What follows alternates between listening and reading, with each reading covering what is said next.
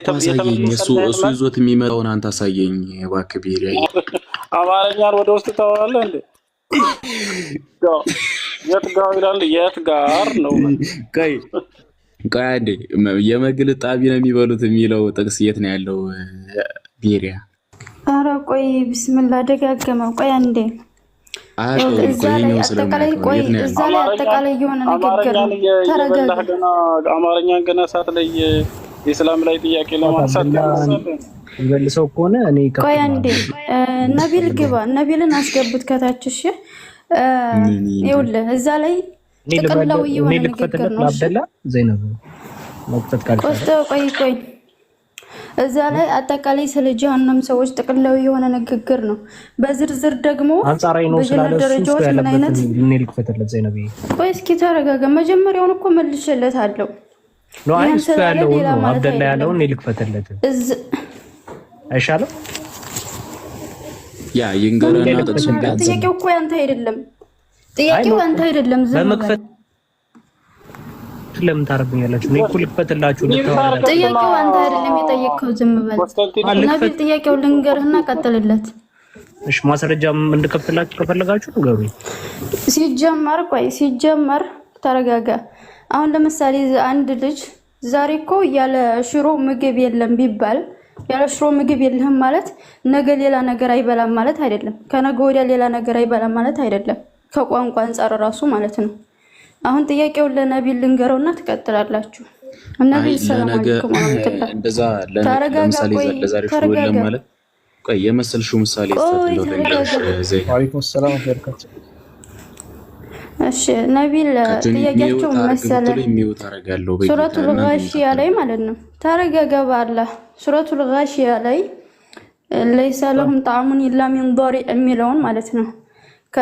ከዛት ከሾሃማ ዛፍ ውጪ ሌላ ምግብ የላቸው የሚለውን እሱን አምጥቶ ሌላ ቦታ ላይ ደግሞ ሌላ ምግብ እንዳለ ይናገራል። ስለዚህ ይጋጫል እያለ ነው። ቀጥልለት።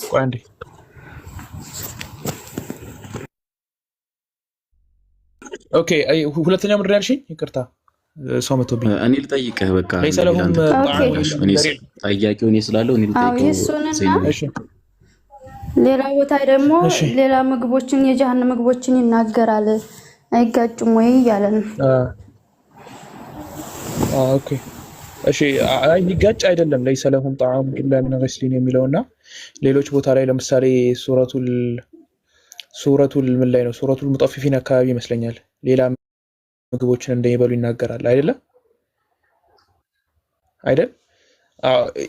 አሁን ሙናፊቆች ማነው ካፊሮች ደረጃ አላህ ቁርአን ላይ ሲናገር ሱረቱል ሂጅር ምዕራፍ 15 ላይ ለሃ ሰብዐቱ አብዋብ ይላል። ለጀሃነም 7 በሮች አሉት ይላል። ስለዚህ ለጀሃነም 7 በሮች ካሉት 7 ደረጃዎች ካሉት ስለዚህ አሁን አንዱ ላይ ከፍተኛ ቅጣት ያለበት ሲሆን ሌላኛው ደግሞ ዝቅተኛ ቅጣት ያለበት ነው ማለት ነው። ስለዚህ ምግባቸው ቢለያይ እንኳን የጀሃነም ሰዎች ከመጀመሪያው ነው ከ1 እስከ 7 እስካለ ድረስ ምንም የሚጋጭ ነገር አይደለም። ይሄኛው አንድ ጀሃነም ላይ ያለው ነው ማለት እንችላለን። ይሄኛው ደግሞ ሁለተኛው ጀሃነም ላይ ነው ማለት እንችላለን ማለት ነው። ሱረቱል ሂጅር ቁጥር 18 ላይ ይመስለኛል። ቆይ እስቲ ላውጣለት። ስለዚህ ከደረጃ አንፃር ነቢል ጠያቂው ነው ስለዚህ እሺ አንዴት ትልቁ ላይ እስኪ አርጉኝ ለለጥፈው ነው። እሺ አስቲ አርጉትና የለጥፈው ያ ትልቁ ላይ አርጉኝ እንዴ ከፋቱለት ከአንድ እንትን እኮ አይደለም ጋር ማስረጃ ያለው። እሺ ያ አንድ ስልክ ብቻ ስለያስኩኝ ነው ሶሪ። እኔ ከፍትልሃለሁ ካስፈለገ ለምሳሌ አይ ቲንክ በከፊል ነው የሚታየው 88ኛው ምዕራፍ ነው ይሄ ቁጥር 6ኛው ላይ ማለት ነው። ከላይ እንግዲህ ቅድም እኔና ዘይነብ አንብበነዋል። የሚናገረው በቃ ጀሃነም ስለሚገቡ ሰዎች ነው። ጀሃነም የሚገቡ ሰዎች ምግባቸው ምንድነው የሚለውን ለእነርሱ ዶሪ ከሚባል እሾሃማ ዛፍ እንጂ ሌላ ምግብ የላቸውም ይላል። ጀሃነም የሚገቡ ሰዎች ነው እሾሃማ ዛፍ እንጂ ሌላ የላቸውም እያለ ነው። ሌላ ምግብ የላቸውም ነው የሚለው። ምግብ ነው በነገራችን ላይ እና ስትመልስልኝ እንደዚህ ያለ አስቀያሚ ነገር ብቻ ነው ያላቸው ማለት ነው ብላይ ነበር። እና እዚህ ጋር ግን የሚለው ከሾሃማ ከዶሪክ ዛፍ በስተቀር ሌላ የላቸውም ነው የሚለው። ሌላ ምግብ የላቸውም። ሌላ ሱራ 69 አይ ቲንክ ካልተሳሳትኩኝ ምዕራፍ 69ኛው ላይ ደግሞ ከቁጥር 36 እስከ 37 ብታነበው እዛ ላይ ምንድነው የሚለው? ቁስል ጣቢ ከእጅ በስተቀር ደግሞ ሌላ ምግብ የላቸውም ይላል። እዚህ ጋር ከዶሪክ በስተቀር የለም ይላል። እዛ ደግሞ ከእጅ በስተቀር ሌላ ቦታም ደግሞ አለ። አይ ቲንክ ዶሪክ ምንድነው ሌላ ምግብ ደግሞ እንዳላቸው ይናገራል። አይ ቲንክ ሶስቱን አውቃቸዋለሁ። ቀጥላው። እሺ ኦኬ ገባኝ። ጥያቄህን ገባኝ። ኦኬ ይልክ እንትን እሺ እናርገው። እሺ ኦኬ ቁርአን ላይ እኛ በፊት ወላሂ ይሄንን ጥያቄ ማለት ነው እኔ ራሴ ቁርአን ተፍሲር ማለትም የቁርአን ትርጉምን ቁጭ ብዬ ስማር የጠየቁት ጥያቄ ነው። በቀደም እንደዚህ ቀርተናል። እዚህ ጋር እንዴት ነው ብዬ ስጠይቅ ራሱ ቁርአኑ ራሱ መልስ የሚሰጠው ይሄው ቁርአን ላይ ምን ይላል? ሱረቱል ሂጅር ላይ ምዕራፍ 15 ቁጥር 44 ላይ ምን ይላል? ለእርሱ 7 ደረጃዎች አሏት አለ። ለማን? ለጀሃነም ነው። ወኢነ ጀሃነመ ይላል። ይሄው ጀሃነምም ይላል። ይሄው ገሃነምም ይላል። ስለ ገሃነም ነው የሚያወራው። ለእርሱ ምን አላት? 7 ደጃፎች አሏት ይላል። የማን? ጀሃነም። ከዛስ ምን ተባለ? ለደጃፎቿም ይልክ ይሄው እዚህ ጋር እንትን ብለው ለየደጃፏም ሁሉ ከእነርሱ የተከፈለ ፋንታ አለ።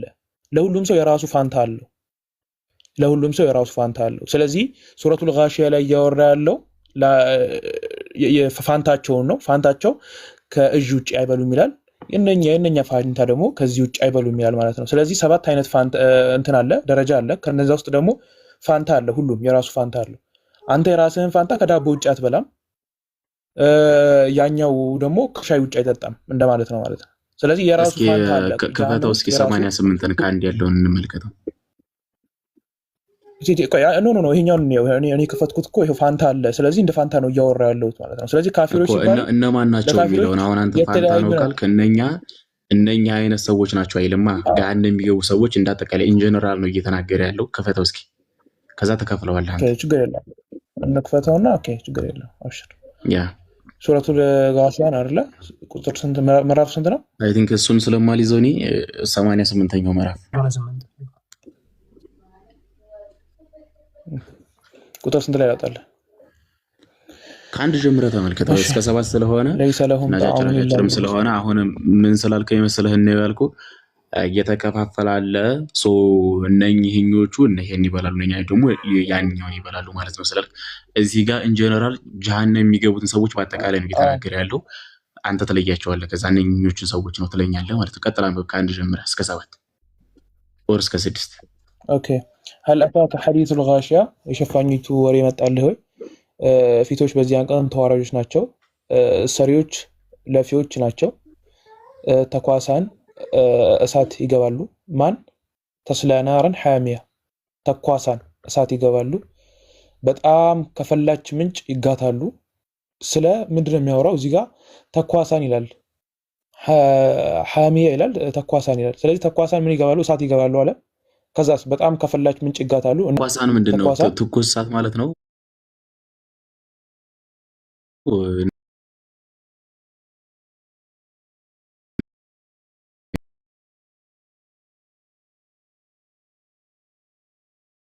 ሰዎች ጠቅላላ ንግግር ነው። እዚህ ላይ ጠቅላላ ንግግር ነው። ስለ ግለሰቦች ነው እያወራለሁ። ዘይነብ ተኳሳን እኮ ነው የሚለው። እነርሱ ተኳሳችሁ የተለያየ ይገባሉ አይደል? ሷሳ ተቀደነው እያለች ስለ ግለሰብ ነው ያለው። እሺ አንተ አትግባሺ። ማነህ ስምህ? ከስር ያለው ልጅ አትግባሺ።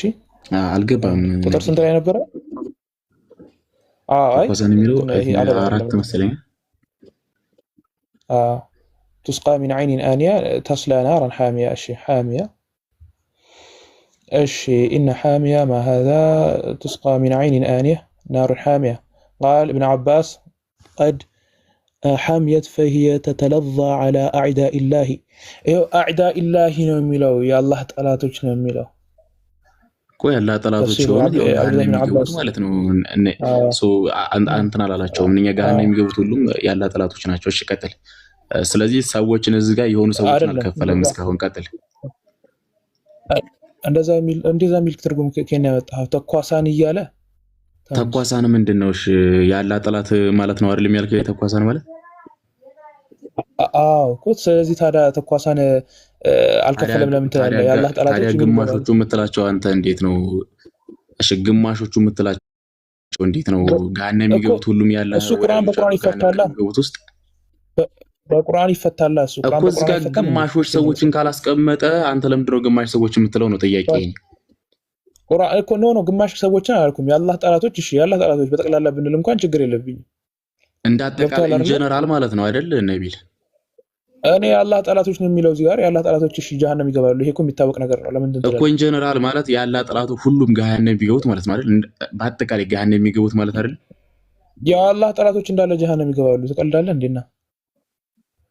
እኮ እኔ እያልኩ ያለሁት አሁን እዚህ ጋር እያወራ ያለው ኢንጀነራል ነው አይደል? ሁሉንም ያጠቃልላል ማለት ነው።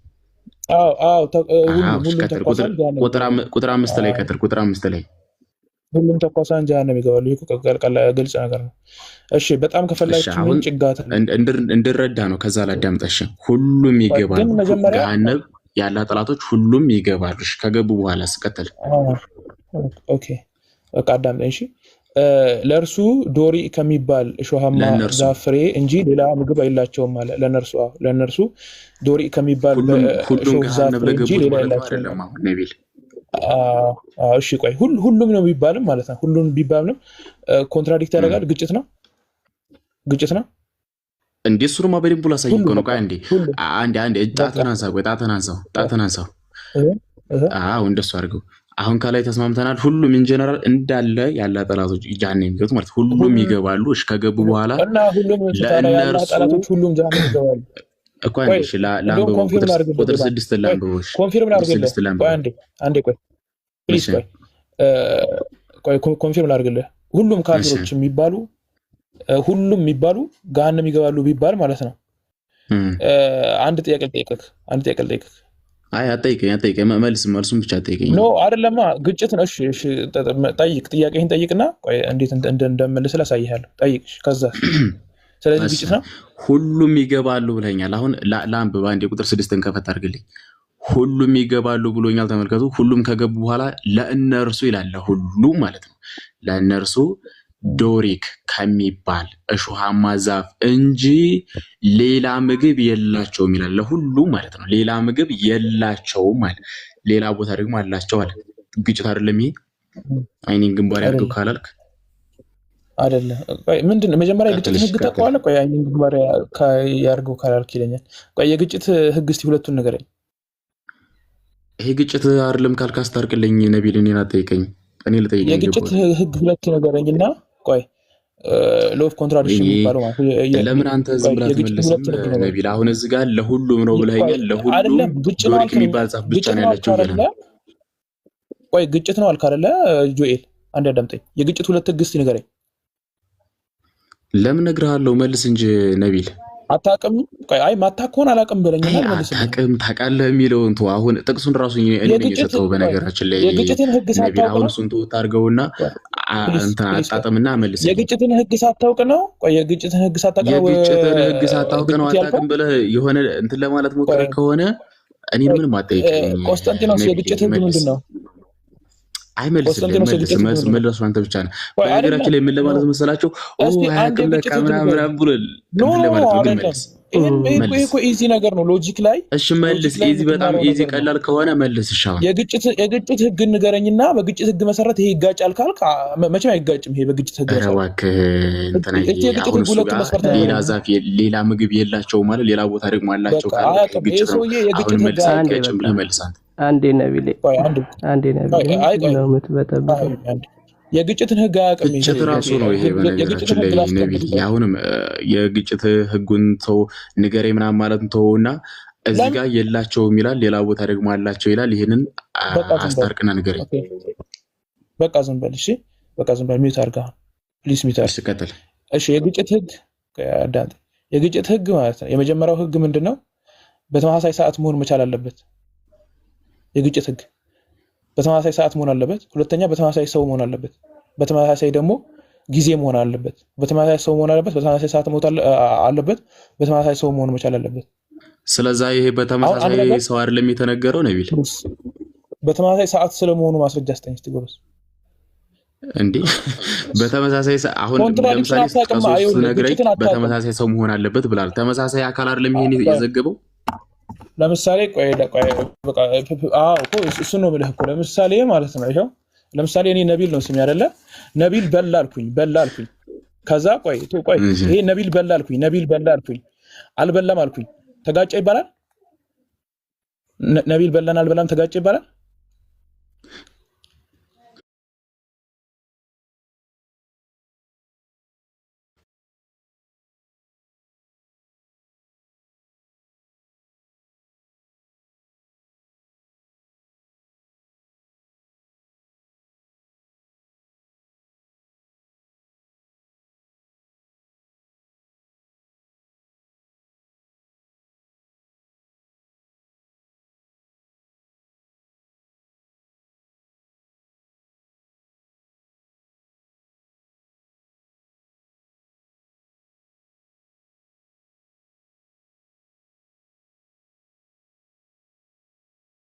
አንድ ቢባል ራሱ አይጋጭም።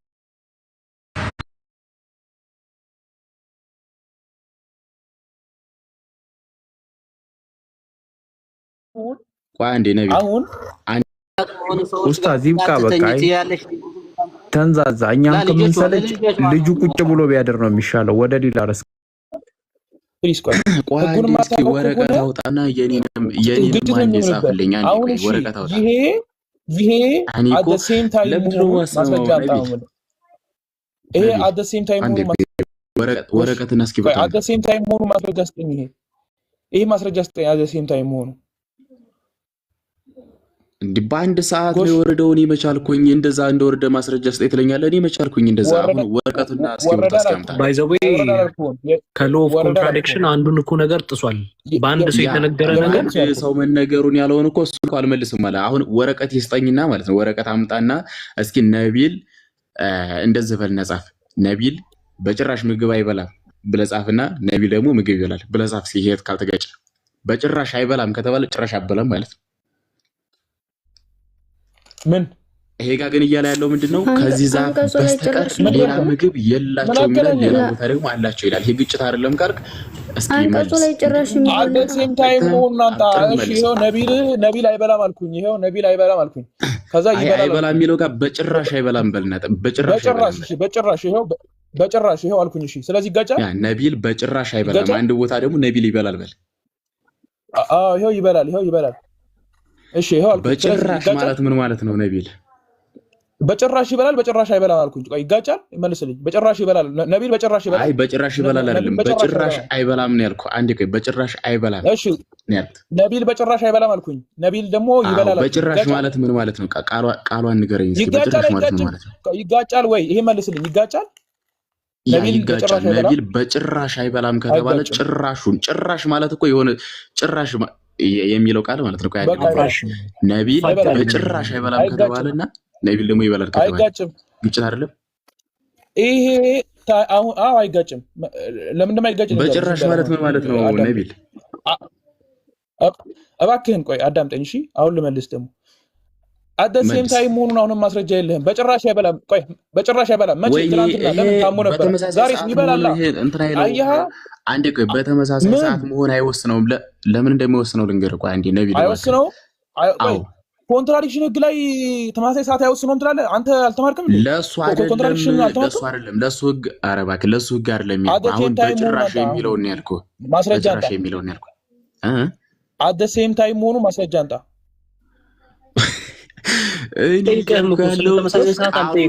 በተመሳሳይ ሰው ነው መሆኑ ስለ ሰው ነው እየጠየቀ ያለው። አይኔ ልመልስለት ቆስቲ። አሁን ለምሳሌ ነቢል አዳምጠኝ። ቆይ አንዴ እያልኩ ያለሁት ምን መሰለህ? ነቢል እስኪ ቆይ አዳምጠህ አንዴ። ቆይ መጀመሪያ ነቢል የግጭትን ህግ ሳታውቅ የግጭቱን ህግ ሳታውቅ ቆይ አንዴ የግጭቱን ህግ ሳታውቅ ተጋጫት ትበልሽ እንመጣለን። አሁን የግጭቱን እኮ ግጭት ማለት ቆይ አንዴ እሱን ይጥሳል። ግጭት ማለት አንዴ ቆይ እሱ ላይ እንመጣለን። ቆይ አንዴ እስኪ አዳምጠኝ። እንዴ ምን ሆነ ነው?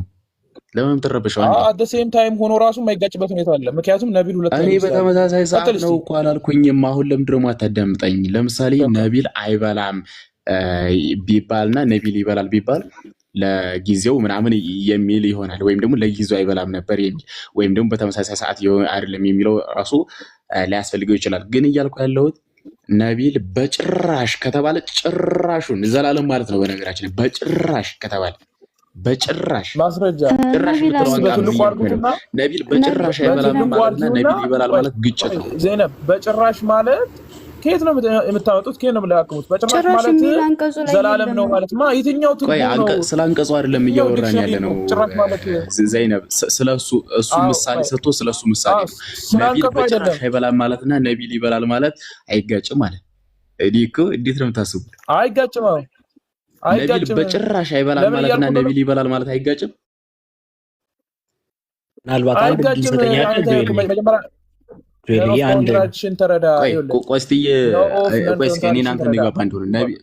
ቆስጠንጢኖስ በጭራሽ አይበላም ማለትና ቆስጠንጢኖስ ይበላል ማለት አይጋጭም። ግን ሙስሊሞች ቤት ከክርስቲያን ጋር ተወራ በጭራሽ አይበላም ማለት ከሙስሊም ጋር እንዲኖረው ሁለት እኔ ላውራ አንድ ቆስጠንጢኖ ያረፍ ዝም በል ወይ አወርዳለሁ። ሁለት ሰው አላወራም። እሺ ፈቀደልኝ። ሁለት ሰው አላወራም። እሺ ነቢሉ ሁለት ሰው ተክተዋል። አዎ ተክቶኛል። ከአንተ ጋር እናወራ ተክተዋል። ጆኤል ካምባላ እንዳታወራ ጆኤል ሚት ነክተ ቀጥልሽ። በጭራሽ አንድ ሰው በጭራሽ አይበላም ሲባል አሁን በቃ ፕሊስ ሁለታችሁም ላትወሩ። እሺ አይ የነገረህ ተከዋል። እሱ ይቀጥላል። ኦኬ እሺ አንድ ሰው በጭራሽ አይበላም ሲባል ምን እየተባለ ነው? በጭራሽ አይበላም ሲባል አንድ ሰው ምን እየተባለ ነው? በጭራሽ አይበላም። በቃ በጭራሽ አይበላም። ምግብ ወደ አፉ አይገባም ማለት ነው አይደል? መቼ ነው ይቅርታ እንዴ በቃ በጭራሽ አይበላም። አዎ ምግብ ወደ አፉ አይገባም ማለት ነው አይደል? ኦኬ አንድ ሰው ይበላል ከተባለ ምግብ ወደ አፉ ይገባል ማለት ነው። ስለዚህ ሁለቱ ተቃራኒ ነገር ነው ወይስ አይደለም? ሁለቱ ተቃራኒ ነገር ነው። በአንድ ሰው ግን ትርጉም ላይ ሲመጣ ተቃራኒ አይሆንም ወይም ግጭት አይሆንም። ምንድን ነው የምታወራው ብራዘርዬ? ይሄ ነገር ደግሞ በአንድ ሰው ከተነገረ መፋጨት ነው መጋጨት ነው የሚባለው። መፋጨትም መጋጨትም አይደለም። በአንድ ሰው ተነግሮ ተመሳሳይ ወቅት መሆን መቻል አለበት። ምግብ ጭራሽ ወደ አፉ አይገባም ታሞ ነበር። ምክንያቱም እኔ አሁን የዛሬ 2 ወር ታምሜ አንድ ሰው ደብዳቤ ጻፈ። ጎበዝ ልጅ ታሞ ነበር። ልክ እንደዚህ ፐርፐዝ ካለው ቁርአኑ ላይ ታስረዳኛለህ። አሁን ይሄንን ነገር ፐርፐዝ አይደለም። በቃ ምርጥ በቃ ዝም በል አሁን ዝም በልሽ። ነቢል በጭራሽ አይበላም። አንድ ያዳምጥ። ነቢል በጭራሽ አይበላም። መቼ የሆነ ሰዓት አይበላም ነበር። ነቢል በጭራሽ ይበላል። እዛ ጋር ማለት ዴት ይዛል ማለት ነው። ታይም አለው ማለት ነው። ታይም ሊሚት አለው ማለት ነው። መጀመሪያ አይደለ? ቴንክ ዩ። እሱ አሁን ፐርፐዝ የሚባለው ነገር ነው። አሁን እሺ ቆይ ግጭት ነው ብለህ ያመጣኸው እኮ አንተ ነህ። ግጭት ነው ብለህ እስካመጣኸው ድረስ አንድ ሰዓት ላይ መሆኑን ወይም ደግሞ በአንድ ሰዓት ስለመሆኑ ማስረጃ አንጣ ነው ጎበዝ። አሁን ቴንክ ዩ። በአንድ ሰዓት ስለመሆኑ ማስረጃ ማምጣት ካልቻልክ ይህንን መስራት ሳታሟላ እሺ። አሁን አንዱ በተመሳሳይ ሰውን ስለመነገሩ ሎ ኦፍ ኮንትራዲክሽንን አሟልቷል አይደለም? አላልኩም። አንዱን አሟልቷል ግን አንተ እንዳልከው ነው ወይስ አይደለም? በአንድ ሰው የተነገረ ነገር የተለያየ ነገር መሆኑን አትንጫነጭ እባክህ። አንዴ አደሴ ኮፍ አርጊውመንት አትንጫነጭ። አደሴም ታይም የሚሆነውን አውራ። አደሴም ታይም የሚሆነው አደሴም ታይም በሆኑ እኔ ላሳየህ። ጠጋ አድርገልኝ። አደሴም ታይም የሚሆነው ምኑ ነው? ከላይ ተመልከት። ቁጥር 1 ላይ እንዲህ ብሎ ይናገራል። አስጀምረው፣ አንብበው። ኦኬ የሸፋኞቹን አንተ ብታነበው ትንሣኤ ወሬ መጣህን? ትንሽ እንደዚህ ጠጋ አድርገው። በግራ በኩል ተሸፍኗል። ፊቶች በዚያ ቀን ተዋራጆች ናቸው አለ። ሂድ ከፍ አድርግ። ሰሪዎች ለፊዎች ናቸው። ከፍ አድርግ። አሁንም ሂድ። እየነገረን ነው። ተንኳሳን እሳት ይገባሉ። ምን እሳት ይገባሉ? ተንኳሳን እሳት ይገባሉ። ምን ሆነው? በጣም ከፈላጭ ምንጭ ይጋታሉ። ከምን ይጋታሉ? እነዚህ ሰዎች በጣም ከፈላጭ ምንጭ ይጋታሉ። እየነገረን ነው። ለእነርሱም ዶሪ ከሚባል እሾህ ዛፍ እንጂ ሌላ ምግብ የላቸውም ብሎ ተነገረን። ተመልከቱ። እነዚህ ሰዎች በአንድ ሰዓት ነው የሚገቡት። በተመሳሳይ ሰዓት ማለት ነው። እየተነገረን ያሉ ሰዎች እዛ ይገባሉ። የሚጋቱትም ምንድን ነው? ከፈላጭ ምንጭ ነው የሚጋቱት። ለእነርሱስ ምን የሚባል ምግብ አላቸው? ዶሪ ከሚባል ምንጭ እሾሃማ ዛፍ ምግብ ይበላሉ። ከእርሷም ውጭ የላቸውም ብሎ ተናገረን። አለቀ በቃ። ኦኬ አሁን አንተ አንድ ጥያቄ ልጠይቅህ። እዚህ ጋር ቆይ አንዴ ነው ተረጋጋ። መጫጋጫ ቆይ የሚጋጨን አንተ አሁን እኮ ነው የምነግርህ። ስማኝ አዳምጥ። ያነበብኩትን ልጠይቅህ ነው። ተማር እሺ። ይሄ አንደኛ ብራዘር አንዴ ቆይ አስወራኝ። አሁን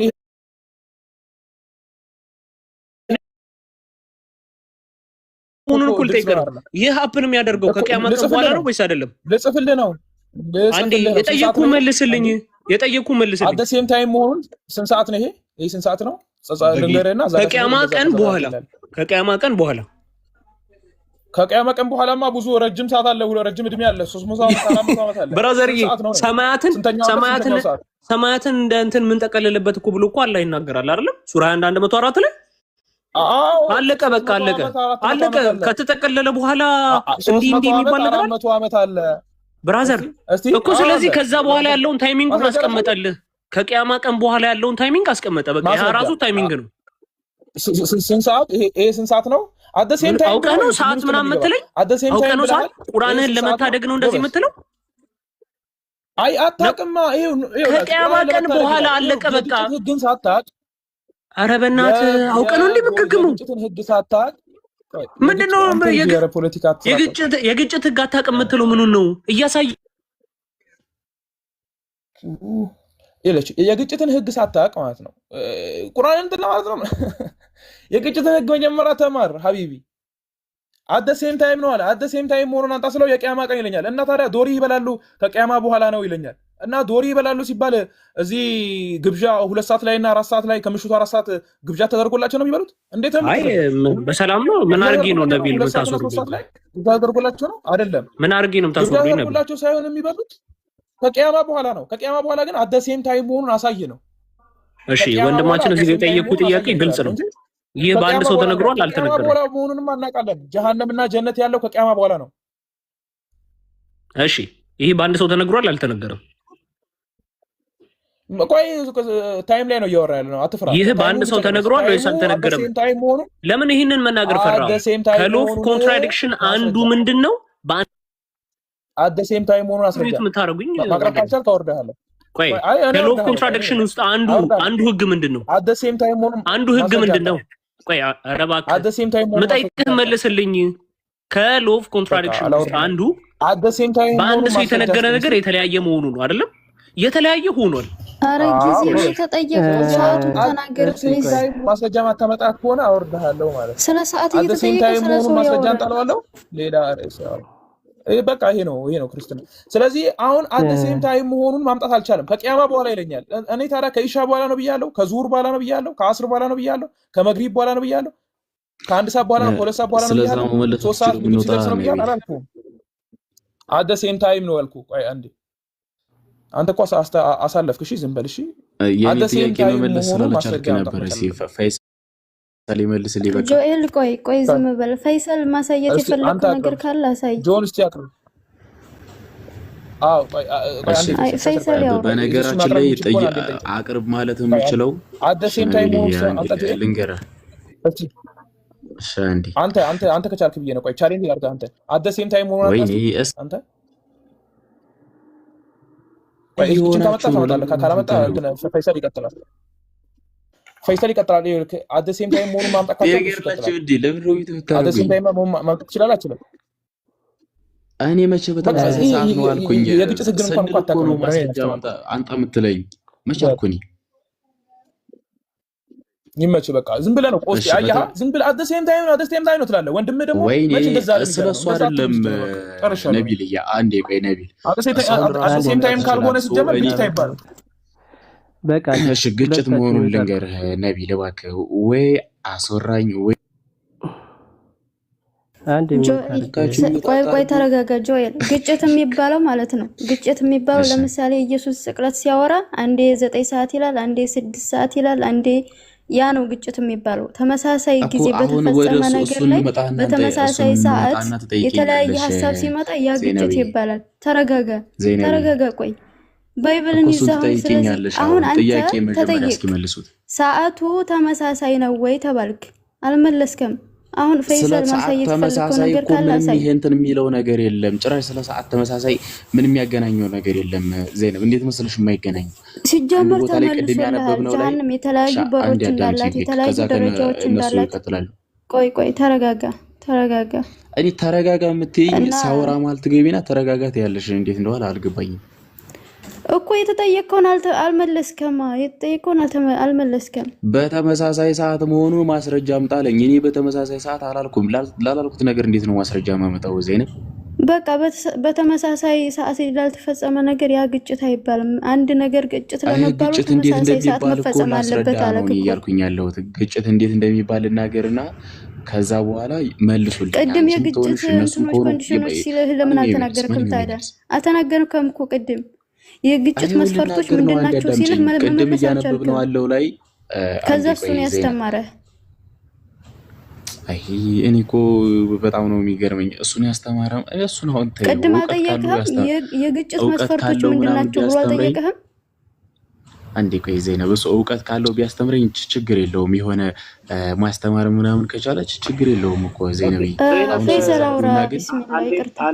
አንዴ ዘይነብ ጭራሽ አታሰሩ ግን እስማ ምን እየወራችሁ ነው? አንዴ አዳምጡኝ። ቆይ አንዴ ምን እናዳምጣለን? እንደሚል ልንማር ነው። አንተ ገና አዲስ ስለሆንክ ቢሪያ ቆይ አንተ እስቲ ቆይ ዝም በል ምንድን ነው የሚለው ሰው ያማል እንዴ? እሺ ፈይሰልን ከላይ ኦኬ አንዴ ወንድሜ እሺ አብደላህ ቀጥል። አዲስ ሰለምቴ ነኝ። ነገር ግን አንተ ለጠየቀው ነገር ነቢል ያብራራው ነገር ስላልገባ በቀላል መንገድ ላሳይህ። በጣም በቀላል መንገድ ትልቅ አድርጎ መልሶልሃል ነቢል። በመጀመሪያ ደረጃ ነቢል ሲያወራ አንድ ነገር አስቀምጧል። የመጀመሪያው ጀሃነም የተለያዩ ደረጃዎች እንዳሉት አስቀምጦልሃል። አሁን አንተ ያወራኸው ሱራ 88 እና ሱራ 69ን አንስተህ ያወራህ ያለው ሁለቱ ክፍሎች ስለ የትኛው የጀሃነም ደረጃ እያወሩ ነው ወንድሜ? ደረጃ ነው እሱ ነገር። ቆይ ጀስት ሚዩት ኢት አሁን ነቢል ያወራው ነገር ሳይገባቸው ስለተለያዩ ደረጃዎች እንደሚያወራ ማስረጃ ስጠኝ ቤሪያ ወራ ብላ ቅድም ለሃ ሰባ አብዋብ ይዘረሰይቱ ይልን ሰባት በሮች ዘይነብ አላሰ እሺ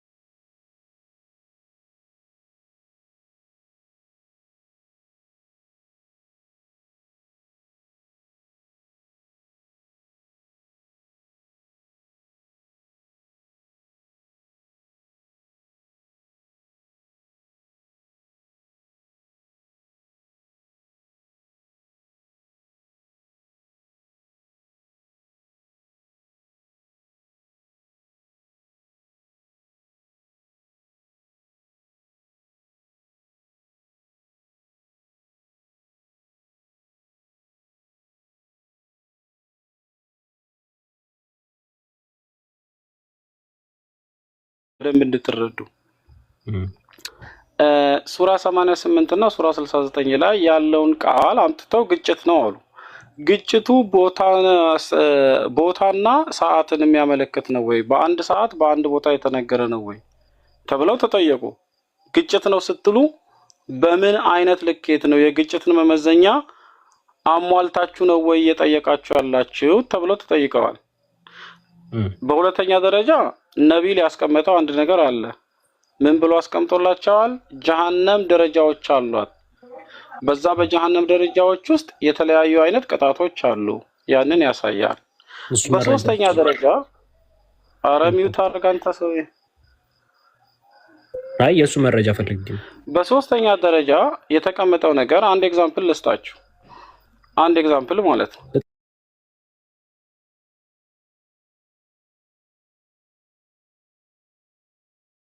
እና ይሄ ሰውዬ አንተ ለምንድን ነው የምታስገቡት? በነገራችን ላይ ማስረጃ አብዱላ ቆይ ምን ማስረጃ ልስጥህ? ኮስታ እስቲ ቆይ ይሄን ብቻ ማለት ምን ልስጥህ? ኦኬ እዚህ ጋር በደረጃ ላይ ተጠቀሰው ነው የተቀመጠው ብለኛል አይደል? ቁርአን ያንን ነገር ይነገራል። አዎ ይናገራል። ያ ፈይሰልን ከላይ አድርገው ክፈተውና ሳይ።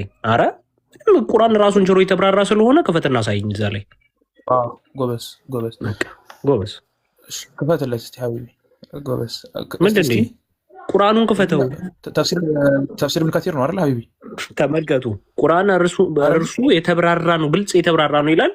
ምን ያስፈልገዋል ቁርአንን ለማብራራት? ቁርአን የተጋጨውን ለምንትን ለማለት አሁን የጻፈው ስኮላር ኢብኑ ከሲር ጭራሽ ኦኬ። እሺ አንዴ እንሂድ።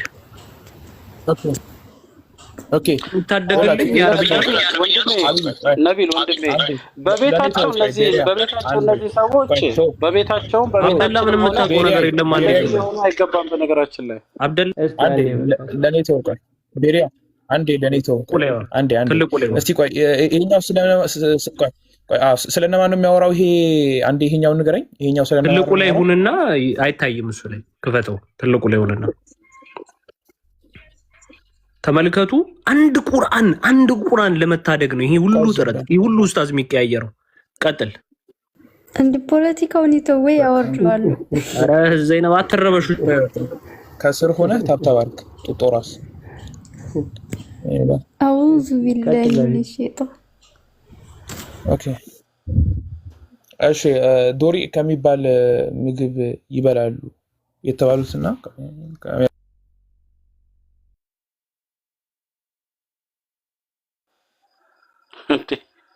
እነዚህ ሰዎች እኮ ፖለቲካ ነው እኮ የሚሰሩት።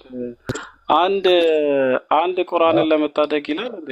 ቁርአን አንድ ነው ወንድሜ፣ ብዙ ቁርአን የለም። መጽሐፍ ቅዱስ ነው ብዙ ኢዲት የተደረገ የተበላሸ የሰውና የፈጣሪ ሐሳብ ቀላቅላችሁ ያስቀመጣችሁበት ከራሳችሁ ጽፋችሁ የፈጣሪ ቃል ነው የምትሉት ብዙ መጽሐፍ አለ።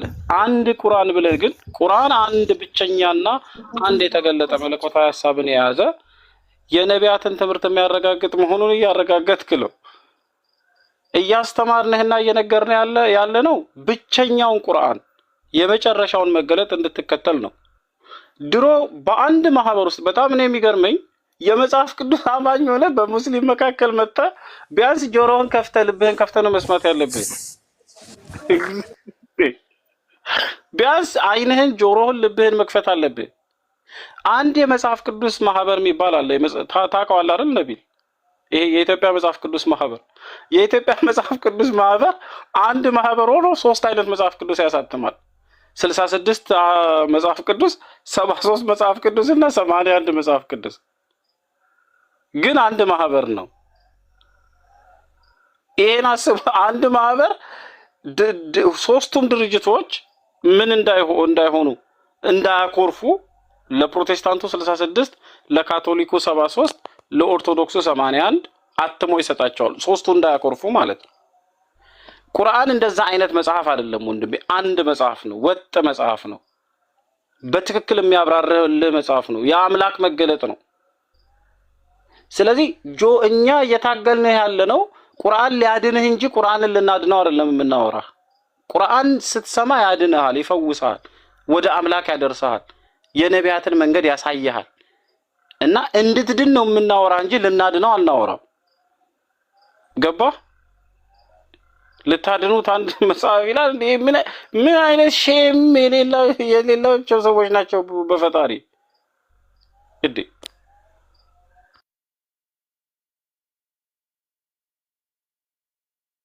እሺ አንዴ በቃ ቢስሚላህ አርራህማን አርራሂም። በመጀመሪያ እኮ እንትን መለየት ማወቅ ያለባቸው ነገር ቢኖር 7 ደረጃዎች አለው አይደለ? ነብዩም ቀደም እንደገለጸው። ስለዚህ ከ7ቱ ደረጃ ዱሪ ይላል። ዶሪዕ የሚለው እሺ ይሁን ብቻ ዶሪዕን የትኞቹ አካላቶች ናቸው የሚመገቡት የሚለው ለይቶ መጀመሪያ ማወቅ አለበት። ያ አልተገለጸም። 7 ደረጃ ለምን አስፈለገው? በመጀመሪያ ደረጃ 7ቱም አንድ አይነት ምግብን ወይም ደግሞ አንድ አይነት ቅጣትን የሚቀጡ ከሆነ 7ቱ ደረጃ ለምን አስፈለገ ነው። ስለዚህ እዛ ጋር ያለውን 7ቱ የመጣበትን ደረጃ ወይም ደግሞ የቅጣት አይነት ልዩነቱን ሳያረጋግጥ ከመጣ ልክ እንደዚሁ ግራ ተጋብቶ ይጎናበዳል። ጀሃነም የሚለው አጠቃሎ 7ቱንም ወይም ደግሞ በአንድ እንትን ውስጥ አጠቃሎ መጥቶ ከዛ ዶሪ ይበላሉ የትኞቹ ሰባቱን ማለት አይችልም። የደረጃ ልዩነትም የሚገልጽ ነገር አያስይዝማ። ስለዚህ በመጀመሪያ 7 ደረጃ መኖሩን ከዛኛው ከቁርአን አያ ይቀበል። ከዛ በኋላ ነው ለየትኛው ደረጃ ነው በሪእ የሚባለው የሚመገቡት፣ የትኛው ደረጃ ነው ያኛውንስ የሚመገቡት የሚለው ለይቶ የማውጣቱ የኛ ሳይሆን የዑለሞች ስራ ነው። ሲጀመር ቁርአኑን በግልጽ ሁኔታን ያስቀመጠው የሚገጭም ነገር የለውም። አሁን ለምሳሌ አንድ ሰው ከነ ምግብ በጭራሽ አይበላም ከተባለ የትኛው ምግብ ነው በጭራሽ የማይበላ? ቁርስ ወይስ ምሳ ወይስ እራት? አንዱን ሊሆን ይችላል። ግን በጭራሽ አይበላም ስላልክ አጠቃሎ ሶስቱንም አይበላም ማለት ነው አይበቃም። የትኛው ነው በጭራሽ የማይመገበው? ቁርስ ነው እራት ነው ወይስ ምሳ ነው የሚለውንም ለይቶ ማምጣት አለባቸው። በጭራሽ ይሄንን ብቻ ነው የሚበላው ስላለ በየትኛው ወቅት እንደሚበላ ማረጋገጫ እስካለመጣ ድረስ ጥያቄው ውድቅ ይሆናል። እስቲ ያለ ተፍሲር ራሱ እኮ ምንም የሚያስለው ነገር የለም። ተፍሲሩ የሚታይ ከተባለ ኢብኑ ከሲርም ጠበሪም ራሳቸው ያብራሩበት መንገድ አለ። ተፍሲር በነገራችን ላይ ሌላን የቁርአን አያ እየጠቀሱ የሚያብራሩበት መንገድ እንጂ ከራሳቸው ምንም እንትን የሚሉት ነገር አለመኖሩንም መጀመሪያ የተፍሲርን እንትን ማወቅ አለባቸው። ፈይሰልን በትልቁ አርጊውና እሱ ያመጣውን ሐሳብ እንየውና በዛ እንሄድበታለን።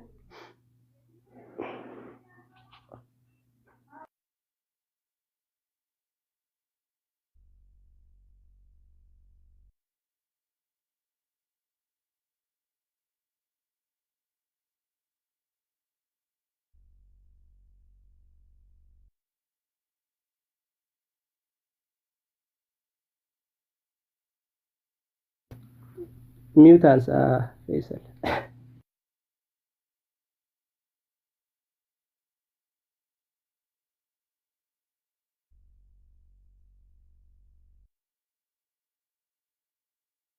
እንክ ማውራት የምችል አይመስለኝም ፈይሰል።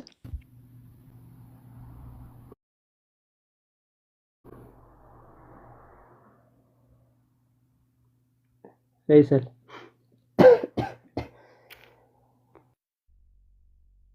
እሺ ባይሆን ግጭት ምን እንደሆነ በደንብ መንገር ነበረብን በመጽሐፋቸው ማለት ነው። አንድ ንጉስ ሲነግስ አንደኛው ቦታ ላይ 22 እድሜው 22 ነበር ይላል፣ ሌላ ቦታ ላይ 42 ነበር ይላል። ስለ አንድ ሰው በአንድ ወቅት ስለመንገሱ ሲያወራ ማለት ነው። የኢየሱስ ስቅለት አለ። የኢየሱስ ስቅለት ሲያወራ አንዴ 6 ሰዓት ይላል፣ አንዴ 9 ሰዓት ይላል። ይሄ ነው ግጭት የሚባለው። እና የተለያዩ ደረጃዎች ስለሚናገር አንቀጽ አምጥቶ ይጋጫል። ይሄ የማይሆን ነገር ነው። ሲጀመር ሌላ እንጂ ሌላ የለም የሚለው ነገር ሲጀመር ከቋንቋ አንፃር ራሱ ለምሳሌ ዛሬ የሆነ ምግብ አለና ከዚህ ምግብ ውጭ ሌላ የለህም ቢባል ዛሬ ነገ ወይም ከሳምንት በኋላ ወይም ከወር በኋላ ሌላ አይነት ምግብ አይበላም ማለት አይደለም ሲጀመር ማለት ነው። ይሄ በሁላችንም እኮ የምንናገረው ነገር ነው። ለምሳሌ አንዲት እናት ልጇን አንተ አታናግረኝ ምናምን ብትለው ነገ ወዲያ ያናግራትም ማለት አይደለም። ምንም ከቋንቋም ከምንም የማያስኬዳቸው ነው። እዛ ላይ ቁርአን በቁርአን ይብራራል። ጀሃነም ደረጃዎች እንዳሏት እየተነገራቸው ነው። ገና መጀመሪያ ሲጠይቅ ነግሬዋለሁ። ጀሃነም ደረጃዎች አሏት። እዚህ ጥቅላዊ ነገር ነው የሚናገረው። ጀሃነም ደግሞ ደረጃዎች አሏት። ለሃ 7 አብዋብ ይላል። ለሷ 7 በሮች አሏት። የጀሃነም ሰዎች ተመሳሳይ ቅጣት አይደለም የሚቀጡት። ሁሉም እንደየ ኃጢያታቸው ደረጃዎች አሏቸው ማለት ነው። ለምሳሌ ስለ መናፍቃን ሲያወራ ምን ደርክ ያስፋል ነው ያኒ ከጀሃነም አዝቅጥ የመጨረሻው እዛ ነው የሚቀጡት። ከባላያቸው የሚቀጡት ሰዎች እጅና መግል ይደርሳቸዋል። እነዚህ ከጀሃነም አዝቅጥ የሚቀጡት ማለት ነው። እና ደረጃዎች አሉ። ከነዚያ ውስጥ አንዱን ነው እየተናገረ ያለው እዚህ ላይ ማለት ነው። ቁርአን በቁርአን ስለሚብራራ ማለት ነው። አንድ ቦታ ላይ በጥቅል የተናገረውን ነገር ሌላ ቦታ ላይ በደንብ ያብራራዋል ማለት ነው አላህ Subhanahu Wa Ta'ala። እና ከቋንቋ አንፃር ስንሄድ ራሱ ከዚህ ውጭ ሌላ የለህም ማለት ነገ ወዲያ ሌላ ነገር አይኖርህም ማለት አይደለም። እና ያ ነው በጥቅሉ።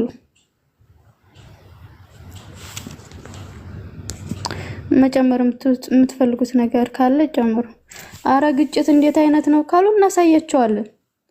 ለአንድ ሰው በተመሳሳይ ሰዓት ስለተፈጸመ ነገር ነፍ ነው ባይብላቸው ግጭታቸው ስለ አንድ ሰው ልጅ ወይም ስለ አንድ ሰው ንግስና ሲያወራ የተለያየ ነገሮችን ይናገራል። አውሩ ማውራት የምትፈልጉ ሰላም አለይኩም እንዴት ናችሁ? እኔ እኮ ወላሂ እየሳኩ ነው። ወአለይኩም ሰላም ወራህመ እኔ ቆይ አይደለም አሁን እዚህ ጋር ሲጠይቅ ምኑ ነው የሚጋጨው? ወላሂ የሚጋጭ ነገር እኮ የለውም። ወላሂ እኔ በጣም ነው እየሳኩ የነበረው። ቆይ ራሱ ሊገባበት አስሬ ደጋግሞ ለምን ይሄ ብቻውን እኮ ነው እያለ ያለው እና በጣም አስቂ ነው። ጆኤል በተለይ የሚጠይቁት ራሱ አቁም። አላህ ልቦና ይስጣቸው። ፖለቲካ ለመስራት ግን ቢስሚላህ አንደኛ ናቸው፣ ይችሉበታል። ለዛ እኮ ነው የራሳቸው መጽሐፍ ግን በነገራችን ላይ ይሄ ሱራ 88 እና ሱራ 69 ይጋጫል ብለው ሐሳብ ለማንሳት እየሞከሩ ያሉት በመጀመሪያ ያለማንበብ ውጤት ነው። በነገራችን ላይ ጥያቄ ስንጠይቅ በማንበብና በመረዳት ከጠየቅን ምላሹ እንረዳዋለን። አሁን ጥያቄውን እየጠየቁ ያሉት እነሱ ግጭት የሚያሳዩ እኛ ደግሞ ግጭት ተቀባይ፣ እነሱ ከቁርአን ውስጥ ግጭት የሚፈለቀቁ እኛ ደግሞ ያንን የፈለቀቁትን ግጭት የምንቀበላቸው እንደዛ አይነት ሜንታሊቲ ይዘው ነው የመጡት፣ ለመረዳት ሳይሆን ማለት ነው በመጀመሪያ ደረጃ። በሁለተኛ ደረጃ እኔ ምሳሌ ልስጣችሁ፣ አንድ ምሳሌ ማለት ነው። ለምሳሌ የሆነ ሬስቶራንት አለ። ሬስቶራንት ውስጥ ሜኑ አለ እና ሬስቶራንት ነው፣ ሜኑ ነው ያለው፣ ብዙ አይነት ምግቦች አሉ እና ጓደኛሽን ይዘሽ ሄደሽ ከበየአይነት ውጪ አትበላም ብትዩ ማለት ነው። ከበየአይነት ውጪ አትበላም ብትዩ በሬስቶራንት ውስጥ ሌላ ምግብ የለም ማለት ነው አይደለም።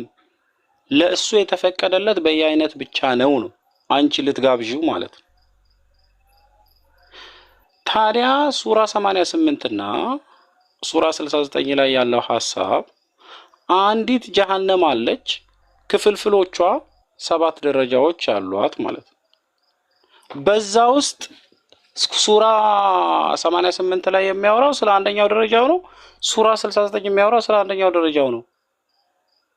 ስለዚህ ሱራ 88 በዛች ደረጃ ውስጥ ማለት ነው ዶሪ ከምትባለው ዛፍ ውጪ ሌላ ምግብ የለም ከተባለ በሌላኛው የጀሃነም ደረጃ ውስጥ ሌላ ምግብ የለም ማለት ነው አይደለም።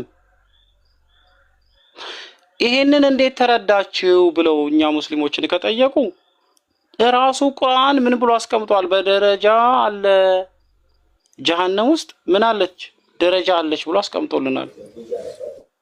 ስለዚህ ስለተለያዩ ደረጃዎች መሆኑን እንረዳለን ባጭሩ። በቃ ይሄ ግልጥና የተብራራ ነው። እዚህ ጋር መጥቶ እንደዚህ ተነግሮት ነቢል በግልጽ አስረድቶት ሎጂካል የሆነ አርጊመንትም አስቀምጦ ግጭት በአንድ ቦታና በአንድ ሰዓት የምትፈጸም ነገር ናት እንጂ በተለያየ ቦታ ላይ አይደለም፣ በተለያየ ጊዜ አይደለም የሚለውን ነገር አስቀመጠለት።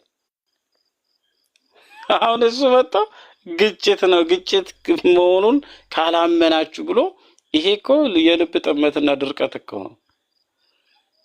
ደግሞ በልሶ እሱ ሊፈስር ተፍሲር ሊያደርግ ማለት ነው።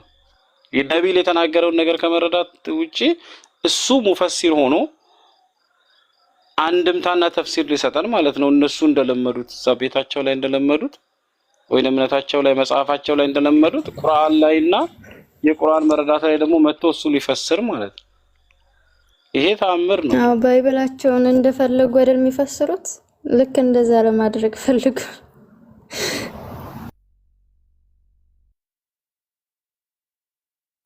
ቀጥል አብደላ። እና የልብ ጥመት አያስፈልግም። መጀመሪያ አምላክህን ሳትረዳ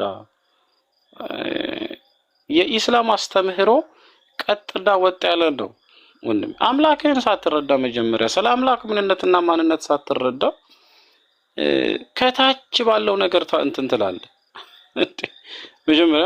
መጀመሪያ አምላክህን አታውቀውም እኮ። ማን ነው አምላክህ? ምንድነው ከሰውና ከፍጥረት የሚለየው ብለህ ብትጠየቅ ምንም አይነት ምላሽ የለህም። መጀመሪያ ማስተንተን ያለብህ አንድና ብቸኛውን አምላክ አውቆ ስለመከተል ነው። አምላክን በእውቀት ስለመከተል የአምላክንና የነቢያትን ትምህርት የተገለጠውን ትምህርት የሰማኸውን ነገር አስተንተነ ስለመከተል። የራስ መጽሐፍ ይልሃል እኮ እምነት ከመስማት ነው አለ። ምንድነው የሰማኸው? ምንድነው የምትከተለው? እምነትህን የመሰረትክበት ድምጽ ምንድነው? ስለ አምላክ የሰማኸው ምንድነው? አምላክ ሶስት ማንነት አለው ብለህ እየተረዳህ መተ ኢስላም ላይ የነቢያት ትምህርት ላይ ጥያቄ ለማንሳት ትሞክራለህ። መጀመሪያ እኮ ኢስላም ላይ ክርስቲያን አለኝ ለማለት የአምላክን ማንነት ተረዳ። ውስጥ መጀመሪያ ስለ አምላክ ተረዳ። ስለ ነቢያት ምንነትና ማንነት ተረዳ። ስለ ቀደሙት መጽሐፍትና ስለ ቁርአን አስተንታኝነት ተረዳ። በግልጽ የተነገረህ ነገር አለ እኮ የተቀመጠልህ ነገር አለ። ያንን ሳትረዳ መተህ እዚህ ጋር አምላክን ሳታቅ ግጭት ታወጣለህ እኮ ከቁርአን። ይሄ እኮ በጣም የሚያስቅ ነገር ነው እኮ ሰዎች። ሰው እንዴት ነው መጀመሪያ ስለ አምላክህ ወቅ ነው እኮ ስለ አምላክህ ሳታቅ መተህ ቁርአን ውስጥ ግጭት ታወጣለህ። ይሄ በጣም የሚገርም ነገር ነው።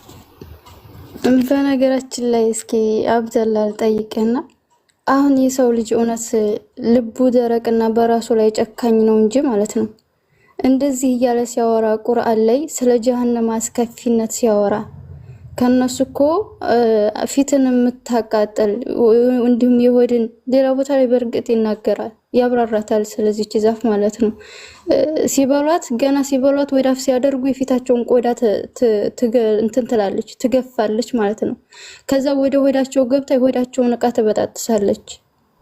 በጣም ከባድ የሆነች የቅጣት ዛፍ ናት ማለት ነው። አሁን ስለዚህ የጀሃነም አስከፊነት ሲያወራ እንዲሁም ስለማልግልና እጅ ከጀሃነም ሰዎች የሚወጣውን አውዙ ቢላሂ ረብ አላህ ይጠብቀን። ስለዚህ ያን ነው የሚመገቡት እያለ ሲያወራ ለነፍሳቸው መፍራት ነው ያለባቸው ወይስ በትዕቢትና በእልህኝነት ነፍሳቸውን ኃጢአት ማሸከም የሆነ ጥመት መፈለግ? በዚህ እንደዚህ የሰው ልጅ እየተስፈራራ የጀሃነምን አስከፊነት እየተነገረው ጭራሽ ለጥመት ቃልን ከቦታው እየለዋወጡ ለጥመት እንትን ማለት ነው ጥሩ ወይስ ዋ ነፍሴ ብሎ ለነፍሱ ማሰብ ነው? ወይስ እንደዚህ እያሉ እየመጡ ሲከራከሩ ለምን እቺ የጀሃነም ምግብ ለምን ዘቁም ብቻ ሆነች ሌላም የለም ወይ ሌላም አልተዘጋጀልንም ወይ እያሉ ነው እነዚህ ወገኖች? ወይስ ምን እያሉ ነው? ምንድነው ለነፍሳቸው የሚያዘጋጁት? የሚገርምሽ ዘይነብ እዚህ ጋር በኢስላም አስተምሮት ውስጥና በአንድ አምላክ እምነት ውስጥ ያላችሁ ሰዎች ልትረዱ የሚገባው የመጀመሪያው ነገር እንትን ነው። አሁን የመጀመሪያው ነገር ፖለቲካ ለመስራት ነው የሚመጡት። አሁን በእኛ መካከል ፖለቲካ ለመስራት ማለት ነው። በሁለተኛ ደረጃ አመለካከታቸው ዕውቀትን ፈላጊ አይደለም። ዕውቀትን ፈላጊ ማለት ነው። በሶስተኛ ደረጃ እንደው ሰው እንዴት ነው አማርኛ መናገር በትክክል ሳይችል ለማጣጣል የሚሞክረው አንድ ነገር ለማጣጣል የሚሞክረው እና ምንድነው ፍላጎታቸው? የአምላክን ትምህርት ማጤንና እውነተኛውን ትምህርት ለመከተል ልብን ማስፋት ነው እንዴ? አይደለም። ነፍሳቸው እኮ ተቻለች እኮ የአምላክን ብቸኝነት። አሁን ነፍሳቸው የምትሻውንና የምትፈልገውን የአምላክን ብቸኝነት ገሸሽ አድርገው ከስህተት ትምህርት የተቀባበሉትን አባቶቻቸው የሳቱበትን እነሱም ከአባቶቻቸው የተቀበሉትን የስህተት ትምህርት ብቸኝነት ከአንድ በላይ አድርጎ ለምሳሌ ቅድም ምን አለ? ስሉስ አሐዱ ምንድነው? ስላሴ በስመ ስላሴ ምናምን አለ። ምን እያልክ ነው? በስመ ስላሴ በስላሴ ስም እያልክ እኮ ሲጀመር ለስላሴ ስም ማን ያወጣላቸው? ማን ነው በስላሴ ስም እንድትገዝት? ማን ነው ለስላሴ ስም በራሱ ለአምላክ ስም ያወጣለት ማለት ነው? እሱ በስላሴ ስም አለ። ኦርቶዶክሶች ናቸው መሰለኝ። ማን ነው ለአምላክ ስም ያወጣለት? አምላክ ከዘላለም በፊት የሚጠራበት ስም ነው ወይንስ ያንተ አባቶች በጉባኤ ያወጡት ስም ነው? በመጀመሪያ ከአምላክ ስም ጀምሮ ፋብሪኬት የተደረገ ነገር እንደ ቀበሌ ሊቀመንበር በምንድን ያለው አብደላ እንደ ቀበሌ ሊቀመንበር በጉባኤ ማለት ነው። ዘይነብ አምላክ በጉባኤ አስበው። ቆይ ሚኪ ቆይ ገና ማውራት የምንፈልገው ነገር አለ። አብደላ አንድ ነገር ላስታውሰማ። ቆይ ተረጋጋ አንተ። ቆይ አብደላ እዚህ ግጭት ብለው ካመጡት ሱራ ላይ ምን መሰለ? ላኢላሃ ኢላላህ እንዴ በቤታችን ደሞ ላናወራ ነው እንዴ? እነሱ ቤት አያስወሩንም ለሰከንድ ደግሞ በቤታችን መጥተው ላናወራ ነው እንዴ? እነዚህ ቁርአን ይሄ ይጋጫል ብሎ ካመጣበት 69ኛው ሱራ ላይ ምን ይላል መሰለ? ቁጥር 48 ላይ እርሱ ቁርአን ለጥንቁቆች መገሰጫ ነው አለ። እኛም ከእናንተ ውስጥ አስተባባዮች መኖራቸውን በእርግጥ እናውቃለን። እርሱም ቁርአን በከሃዲዎች ላይ ጸጸት ነው አለ። በትንሣኤ ቀን ይህን ቁርአን ዛሬ መከተሉን ትተው ሲቀጥፉበት፣ ሲያስተባብሉ፣ ትርጉም እንዲያዛቡ እንደፈለጉ ፖለቲካ ሲሰሩበት ይሄ እንደዚህ በዚህ ሁኔታቸው ከሞቱ ምንድነው እርሱ ቁርአን በከሃዲዎች ላይ ጸጸት ነው አለ። በዛች በትንሣኤ ቀን ይጸጸቱበታል። ቁርአን የወረደው ለምን ነበረ? መገሰጫ ነበረ። ዚክሩን ሊልዓለሚን ይለዋል ሱረቱ ተክዊር ላይ ለዓለማት መገሰጫ። ሱረቱ ጣሃ ላይ ማ አንዘልና አለይከል ቁርአነ ሊተሽቃ ኢላ ተዝኪራተን ሊመን የኽሸ ይላል። ሊመን የኽሸ ቁርአንን እንድትቸገር አይደለም ያወረድ ነው፣ ግን አላህን ለሚፈራ ሰው ምን አለ? መመሪያ ነው። ቁርአን የሰው ልጅ ሊቸገርበት ወይም መላገጫ አድርጎ ሊይዘው አይደለም ቁርአን የወረደው። እሺ አላህን እፈራለሁ ፈጣሪን እፈራለሁ ይላል ሰው ምንድነው? መመሪያ ነው፣ መገሰጫ ነው አለ ቁርአን። እነሱ ግን ቁርአንን አንብበው ለነፍሳቸው ከማዘን መገሰጫ አድርጎ ከማያዝልቅ መላገጫ አድርገው ያዙት። ስለዚህ ምን ይላል አላህ Subhanahu Wa Ta'ala? እርሱ ቁርአን በከሃዲዎች ላይ ጸጸት ነው አለ። ያኔ ጸጸት ይሆናቸዋል፣ ያኔ ደግሞ ጸጸት አይጠቅም። እና እነዚህ ሰዎች ከቁርአን እንደዚህ ግጭቶችን አወጣን ሲሉ ይህን አንቀጽ ምን እያደረጉት ነው? ነፍሳቸውን የት አድርገው አእምሯቸውን የት አድርገው ነው የሚያነቡት? በእርግጥ እያነበቡ አይደለም። ይሄ እስልምና ጥላቻ ያለባቸው ሰዎች ቁጭ ብለው ከአንቀጽ አንቀጽ እየዘለሉ የሚቀጣጠፉትን ቁጭ ብለው ይጽፉና ያንን አጤሬራ ይዘው ይመጣሉ። ገብተው እኮ ራሳቸው አንብበው ጥያቄ ቢያወጡ ሲጀመር ጥያቄ አያመጡም ነበረ። ቁርአንን እስኪ ራሳችሁ አንብባችሁ ጥያቄ አውጡበት፣ አይችሉም። ራሳቸው ካነበቡ ራሱ ለማወቅ ነው የሚጠይቁት። እነዚህ ሰዎች ግን በቃ እዛ ቁጭ ብሎ የሆነ ቤት ላይ የሚቀጣጠፈውን ነገር ይጽፏተኝና ይዘው ይመጣሉ። ከዛ ይዘው አምጥተው ለመቀጣጠፍ ካመጡት አንቀጽ ቀጥሎ ያለውን ሐሳብ ግን አያውቁትም። ቢያነቡት ግን ወደ ነፍሳቸው ይመለሱ ነበር፣ ወደ ነፍሳቸው ያስቡ ነበር። እና ይህ ነው ቀጥፋት ብለው በሚያመጡት ነገር በጣም ብዙ መገሰጫዎች ነበሩት፣ ቢያዩት ቢመለከቱት ማለት ነው። ይቀጥል አብደላ። በትክክል ዘይነብ። በነገራችን ላይ ይሄ ቃራሚ ይባላል። የሚቃርም የሆነ በእርሻ መካከል እርሻ ከታረሰ በኋላ መሬት ዘር ከተዘራባት በኋላ ይታጨድና ከእጨዳው ትራፊ አለ አይደለ? ትራፊውን የሚሰበስብ ሰው ቃራሚ ይባላል።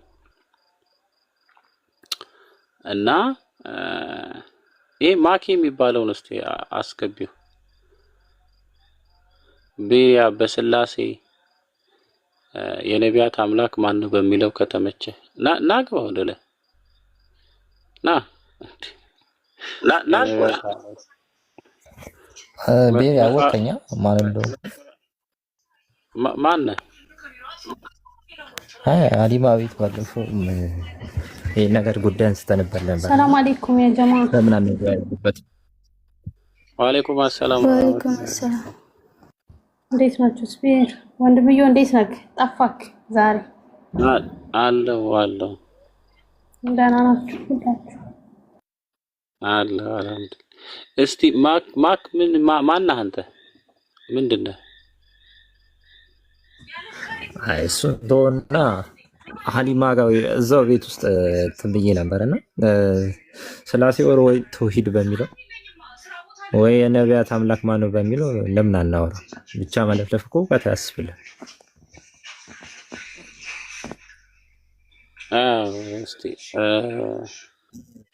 ማለት የነቢያት አምላክ አንድ ማንነት ነው ያለው ወይስ ሶስት ማንነት ብለን ነው የምናወራው? አይ የነቢያት አምላክ ያህዌ ነው ወይስ ደግሞ አላህ ነው በሚለው ካልሆነ ደግሞ ተውሂድ ነው ወይስ ስላሴ ነው? በስም ደረጃ ነው ያህዌ ነው አላህ በስም ደረጃ ሳይሆን ኢሴንስ እና አይዴንቲቲ በሚለው ላይ ምን እናይበታለን። እሱ እኮ ስለ አይዴንቲቲ አንድ ነው ወይስ ሶስት? የነቢያት አምላክ ማንነት አንድ ነው ወይስ ሶስት ብለን ነው የምናወራው? አዎ በኢሴንስም አይዴንቲቲም ብለን እናወራበታለን። በሉ እስቲ ርዕስ አስቀምጡና ከታች ያላችሁ ሰዎች ሪከርድ አድርጉ እና ርዕሱን እህታችን ካለሽ ርዕሱን የነቢያት አምላክ ማንነት አንድ ወይስ ሶስት እኮ በስላሴ ወይ በተውሂድ በሚለው ማውራት እንችላለን። እና ሪከርድ እሱ አንተ መጀመሪያ ከየትኛው ቤተ እምነት ነህ? 66 ነህ? ከ73 ወይስ ከ81? ዘይነብ እሱን እዛ ጋር አወራዋለሁ በኋላ ላይ።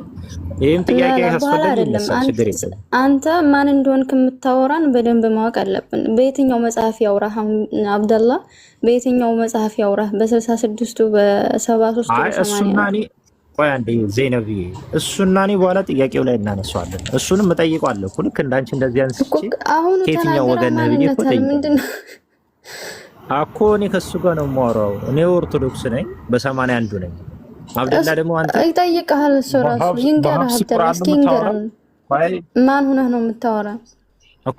የእሱ ልጠይቋ ታዲያ። የኔ አሁን ለምሳሌ ኦርቶዶክስ ነኝ፣ በ81ን ትቀበላለሁ። አንተ የሀብስ ቁርአን ወይስ ኢየሱስ ማለት ነው? በቃ ተናገርክ። ወይስ መቀጠል ትችላላችሁ። ስላሴ ወይስ ተውሂድ? በቃ ችግር የለውም። እሺ አሁን በትክክል የውይይታችን ሀሳብ እንዲገባ ምን ላይ ነው የምናወራው? የአምላክ ማንነት አንድ ወይንስ ከአንድ በላይ ብለን ነው የምናወራው። ምን ማለት ነው? ነቢያት ያመለኩት መገለጥ የሰጣቸው አምላክ በማንነት ደረጃ አንድ ነው ወይንስ ከአንድ በላይ? ይህንን ነው እንድናወራው። በተውሂድ ላይ እናወራ ያልካረ ተውሂድ ማለት የነቢያት አምላክ በማንነት ደረጃ አንድ ነው። ያ በማንነት ደረጃ አንድ የሆነው ደግሞ ባህሪውም ከሌሎች ጋር የተቀላቀለ አይደለም፣ ብቸኛ ነው እምነታችን። እኛ ተውሂድ ማለት ያ ነው ኮንሰፕቱ። በአላህ ነው አይደል አንተ የምትለው? እኔ ደግሞ ስላሴ ሞር ብዬ ደግሞ እንትን እላለሁ።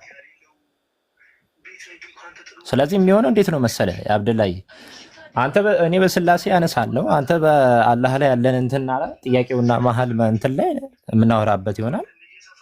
ስለዚህ የሚሆነው አነሳለሁ የምትለው እኮ ቆይ በትክክል ኮንሰፕቱ እንዲገባ ለሌላ ጊዜ ተመርጦ ቆይ አንዴ እንጠይቅህ አብደላ፣ በየትኛው መጽሐፍ ቅዱስ በአንተ በፈለግከው አንተ? እኔ ኦርቶዶክስ ነኝ 81 ብያለሁ። አላምንም በመጽሐፍ ቅዱስ እኔ አላምንም።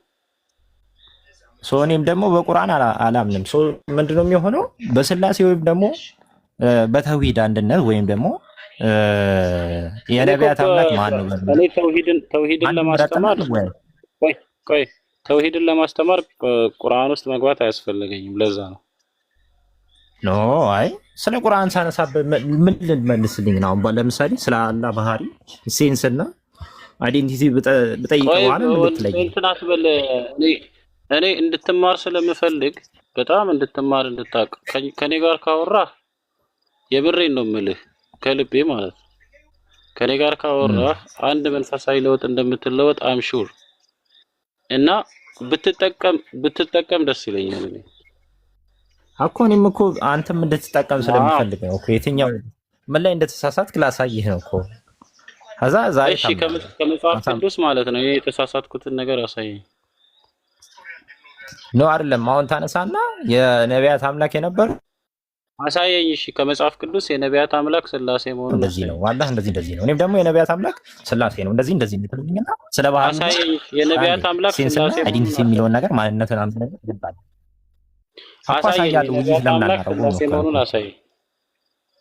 አሳያለሁ። ስለዚህ እንቀጥል፣ ውይይቱን እንቀጥል። አሳየኝ አልኩ። እሺ በደቂቃ እናድርገው። 2 ደቂቃ ወሰድና ተናገር። ለምን 2 ደቂቃ ሳይሆን 5 ደቂቃ ነው ስላሴ ነው የሚለውን አሳይ። የነቢያት አምላክ እኔ ስላሴ ነው ልልህና ከዛ ስለዚህ ስላላም እሄድበታለሁ። ከዛ አንተ ደግሞ አይደለም ብለህ ደግሞ እዚህ ነው ስላላ የምትሄደው። ውይይታችን እንዴት ነው የሚሆነው መሰለህ አብደላይ? የነቢያት አምላክ የሆነው ስላሴ ወይ አንተ ቆይ በጣም ደፋር እንዳትሆን ይሄ ልቅ የሆነ ባህሪ እንዳታሳይና ያለ እውቀት ተናግረህ እውቀት አልባነትህን አምላክን ለመሳደብ እንዳትጠቀምበት። ለዛ ምን ነው በአላህ ሄዳለሁ የምትለው ኖ ሳይሆን እኔ አሁን ለምሳሌ የነቢያት አምላክ ስላሴ ምን ነው ማታውቀውን ነገር እናገራለሁ የምትለው። ቆይ አንዴ አንተ ደግሞ የተሳሳት ከሆነ ደግሞ አሳይሃለሁ። ይሄ ፈጽሞ ምን ነው የምታሳየው? ቆይ በመጀመሪያ ስለ ኢስላም ስለ ቁርአንና ሐዲስ የምታውቀው ነገር አለ? ለምን እሱ ነው በውይይቱ ላይ አይሆንም ታዲያ? ቆይ ደፋር ሆንክ እኮ ወንድሜ። እኔ ቢያንስ ክርስትና ውስጥ ኖሬ ክርስትናን የለቀኩ ሰው ነኝ። አንተ የኢስላም አስተምህሮን አታውቀውም። ምኑን ነው አሳይሃለሁ መሰለኝ ስላለ። ቆይ አንዴ አንተ አሁን የኡስማንን ነው ወይስ የዑመርን ነው? የትኛውን ነው ቁርአን ነው የምትጠቀመው? አንድ ቁርአን አለ፣ የተለያየ ቁርአን አለ። እሱም በውይይት ይሆናል እኮ ማለትም ማሳየ ይሆናል። ምንም የተለያየ ቁርአን የለም። የተለያየ ቁርአን የለም። አሁን አንተ የምታወራው ነገር ስለማውቀው በመጀመሪያ ግን ቆይ ዘይነብ በጣም ደፋር ስለሆነ ርዕስ እኮ እየዘበራረቀ ነው ስለ አላህ። ቆይ ዘይነብ አንዴ አሁን የሚሆን ነገር የነቢያት አምላክ ማን ነው? ስለ አላህ ወይንም ስለ ፈጣሪያችን እናገራለሁ። ምኑን ነው እናገራለሁ ያልከው? አላህ አምላክ እንዳልሆነና ስላሴ አምላክ እንደሆነ አሳይሃለሁ። አንተ ደግሞ ስላሴ አምላክ ነው አምላክ አይደለም የምትለው? አይ ሴንስ የማይሆን ነገር ነው። እሱም በኋላ ላይ እናወራዋለን። ምኑን ነው አላህ አምላክ አይደለም እያልክ ያለው? ያንተ አማኞች ለምሳሌ ያንተ አማኞች ግብጽ ውስጥ ያሉ ያንተ አማኞች፣ ሶሪያ ውስጥ ያሉ ያንተ አማኞች፣ አርመን ውስጥ ያሉ ያንተ አማኞች ምን ብለው ነው የሚጠሩት ፈጣሪያቸውን? መጽሐፋቸውም አረብኛ ነው፣ መጽሐፍ ቅዱሳቸው ማለት ነው። ፈጣሪያቸውንም አላህ ብለው ነው የሚጠሩት። ምኑን ነው አላህ? ከስም ደረጃ ነው አላህ አምላክ አይደለም የምትለው? ምን እያልክ ነው? አንድ አዳምጥ ይሉንገር አብደላ በደም ከሰማኝ እኛ እግዚአብሔር አምላክ በሁሉም ቦታ የሚገኝ ነው።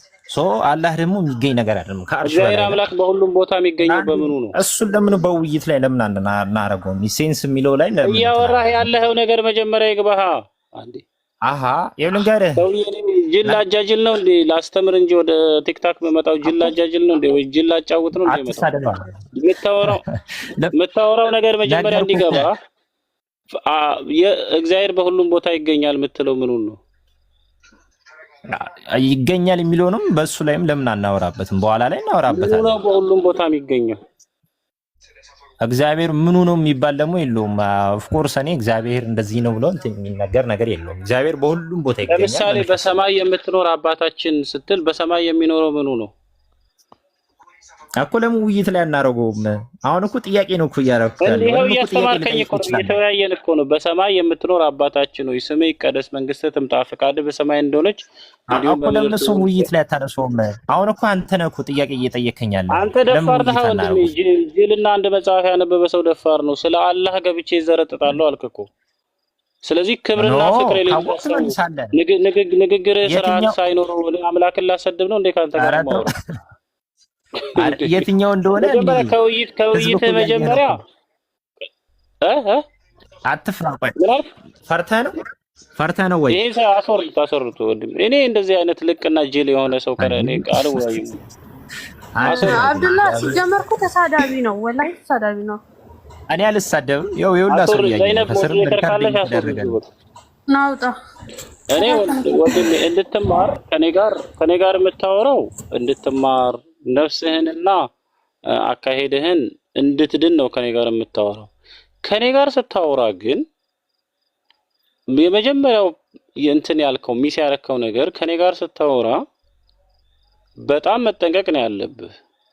በጣም ከኔ ጋር እያወራህ ስለ አምላክ አንስቼ ደግሞ ዘረጠጣለሁ ምናምን ትላለህ እንዴ? ስለ አላህ አንስቼ ካንተ ጋር የማወራው ነው አምላክን ለማሰደብ ነው እንዴ? ምን አይነት ደፋር ነህ አንተ? እኔ እንድትማር ለምሳሌ ከተውሂድ ኮንሰፕት አንፃርና ከትሪኒቲ ኮንሰፕት አንፃር ያለውን ልዩነት እንድታቅ የራስህ መጽሐፍ እንዴት ይናገራል፣ እንዴት ያስረዳል፣ ስለ ተውሂድ ወይንም ስለ አንድ አምላክ አስተምህሮ፣ ስለ አንድ አምላክ አምልኮ እንዴት ያስተምራል የሚለውን ነገር እንድትረዳ ነው ካንተ ጋር የማወራው እንጂ ስለ ፈጣሪ አንስቼ ያወራለሁ ትላለህ እንዴ? እኔ ምን አይነት ጭንቅላት ቢኖረኝ ነው እንዳንተ አይነት ጅሉና አንጥቼ እያወራው ፈጣሪ ማሰድበው? የሚገርመው ይሄ ኖርማል አይደለም። የሚገርመው እነሱ ቤታቸውን ከፍተው አላህን ሲሳደቡ ይውላሉ። ሲጀመር እግዚአብሔር የሚለውን ስም ከኢትዮጵያ ኤርፖርት ውጭ አይወጣም። ራሳቸው ስም ሰይመው ግን የፈጣሪን ስም ሲሳደቡ ይውላሉ። ይሄ ባይብላቸው ነው፣ በነገራችን ላይ የአረብኛ ባይብል ነው። አረብኛ ማለት ነው። እዚህ ላይ ምን ይላል? ዘፍጥረት ላይ ቁጥር 1 ላይ ምን ይላል? ፊ በዲኢ ኸለቀ አላህ ነው የሚለው። እግዚአብሔር በሚለው ፈንታ አረብኛ ባይብል ምንድን ነው የሚለው? ፊ በዲኢ ኸለቀ አላህ ሰማዋት ወልአርድ ይላል። በመጀመሪያ አላህ ሰማይና ምድርን ፈጠረ ይላል። እዛው ላይ ቁጥር 3 ላይ ምን ይላል? ወቃለ አላህ ብሎ አለ ሊየኩን ኑር ይሁን ብርሃን ይሁን አለ። ፈካነ ኑራ ብርሃንም ሆነ ይላል። አላህ እያለ ነው የሚያወራው። የሚያሳዝነው ግን ቤት ከፍተው ሲሳደቡ ይውላሉ አላህን ማለት ነው። አላሁል ሙስተዓን። ምን አይነት ያኒ አእምሮ ዝቅጠት እንዳለባቸው ማለት ነው። እግዚአብሔር የሚለው ስም ኢቭን አማርኛና ትግርኛ ላይ ብቻ መሰለኝ ራሱ እግዚአብሔር የሚለው ኢትዮጵያ ውስጥ ሆኖ እንኳን በሌሎች ቋንቋ ራሱ ወደ ኢትዮጵያ በጣም በርካታ ቋንቋዎች አሉ።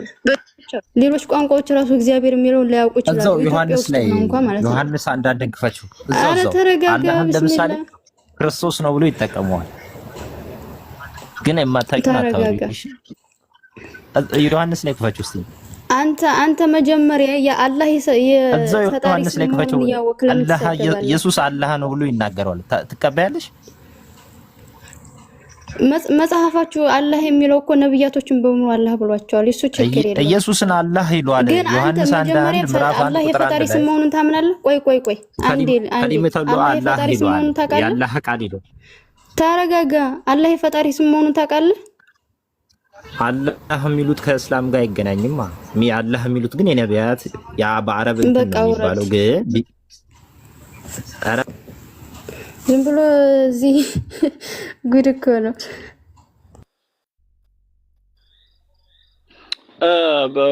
በነገራችን ላይ እኔ አንድ ነገር ለሙስሊም እህት ወንድሞቼ ልናገርና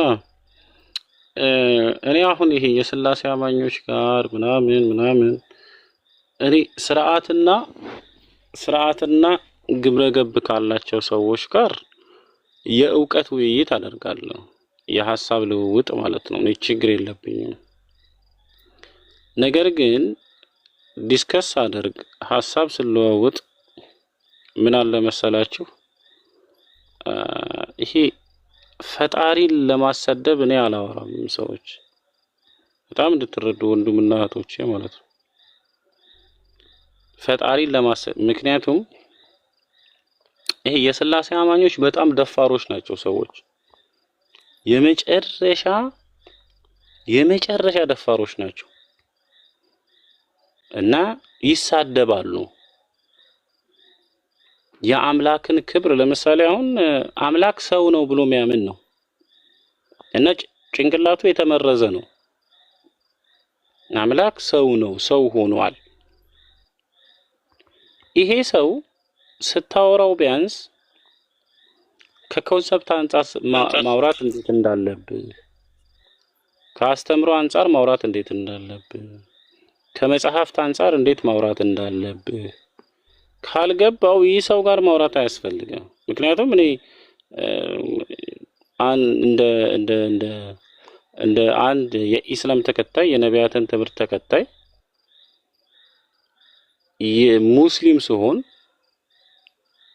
ሙስሊም ሆኜ ራሴን እኔ የነቢያት አምላክን ብቸኛውን ማንነትን በቁርአን የተነገረውን በነብዩ መሐመድ በኩል መገለጡን ያረጋገጠውን አላህን እከተላለሁ ስል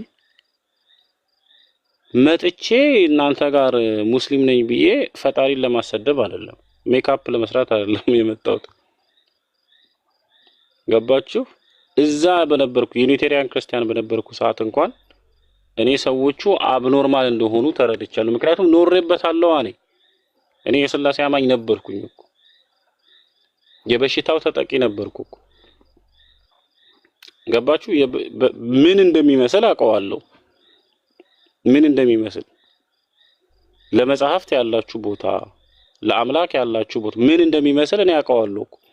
አሁን እነሱ መተው ማለት እነሱ አሁን ስላሉበት እኔ ደግሞ ስለወጣው ምን እንደነበር አላውቅም ማለት አይደለም። ለዛ እጅግ በጣም አስቸጋሪ ነው፣ እጅግ በጣም አስቸጋሪ እና ከኔ ጋር የምታወሩ የሥላሴ አማኞች እንደው አምላክ መገለጥና የልብ ብርሃን አድርጎላችሁ ወደ አንድ አምላክ አስተምህሮ ወደ ነቢያት ትምህርት እንድትመጡ ዲስከስ አደርጋለሁ እንጂ ከናንተ ጋር ያንንም ስርዓትና ልክ ካላችሁ ነው ከናንተ ጋር የማወራው እንጂ ባላወራስ ወንድም አንተ ጋር እያወራው እኔ አምላክን ማሰድብ ቆይ ባላወራስ ጸጥ እንዳልኩ ብኖርስ እንዴ ምን ሆነ ሐል ሰውዬ ተነስተህ ከኔ ጋር ዲስከስ ለማድረግ ከኔ ጋር ውይይት ለማድረግ ገብተህ ተውሂድ ወይንስ ስላሴ በሚለው አስተምህሮ ውስጥ እናውራ ብለኸኝ ገና መጽሐፍህን በቅጡ ማጣቅ ከዘፍጥረት እስከ ራእይ ያለውን የመጽሐፍት ምንነትና ማንነት መጽሐፍት ከጻፊያኖቹ አንፃር ራእይ ከመገለጡ አንፃር መልእክታት ከመልእክታቸው አንፃር የአራቱ ወንጌል ትምህርት ከተነገረብላቸውና ከተተረከባቸው ትምህርት አንፃር ምን እንደሚመስል አስተንትነህ ገና መጽሐፍን ያልጨረስክ ሰው መተህ ስለማታቀው የኢስላም አስተምህሮ ስላላነበብከው ቁርአን ስላላየኸው የሐዲስ ትምህርት አምጥተህ እንድትዘባርቅ ነው እኔ ካንተ ጋር ማወራው። ምን አይነት ደፋር ነህ ወንድሜ? ምን አይነት ደግሞ እኔ በጣም እኔ ስለ አላህ ምን አሁን አላህ የሚለውን ቃል በራሱ ከስም አንፃር ነው የሚያወራው፣ ከምንነትና ከማንነት አንፃር ነው የሚጠይቀው። ምን እንደሚጠይቅ አያውቅም። በነገራችን ላይ አሁን ጠይቅ እስቲ ስለ አላህ ጠይቅ ብትሉት አሁን ቅድም ዘይነብ የአረቢክ ባይብሉን አወጣችና እኔ ጋርም አለ አላህ ብሎ ነው ምን ለምን ወይንስ ሐዋርያት በራስ መጽሐፍ ላይ ፈጣሪን አላህ ብለው አላስተማሩም ነው? ምን ለመጠየቅ እንደሚፈልጉ አያውቁም። በነገራችን ላይ ምን ለመጠየቅ ሰው እንደው የሚጠይቀውን ጥያቄና የሚጠየቀውን ጥያቄ ቢረዳ ይደናል። ምን እንደው የምሬን ነው የምላችሁ የእውነትን ትምህርት የሚጠይቀውንም የሚጠየቁትንም አያውቁም፣ የሚጠይቁትንም አያውቁም። ሲጠየቁ ጥያቄውን ቢረዱ ሲጠይቁ ምን እንደጠየቁ ቢያውቁ መልካም ነው እና ለዛ ነው እኔ ኮምፎርት አይሰጠኝም በነገራችን ላይ ፈጣሪን እያሰደቡ ማውራት ማለት ነው። ቴንክ ዩ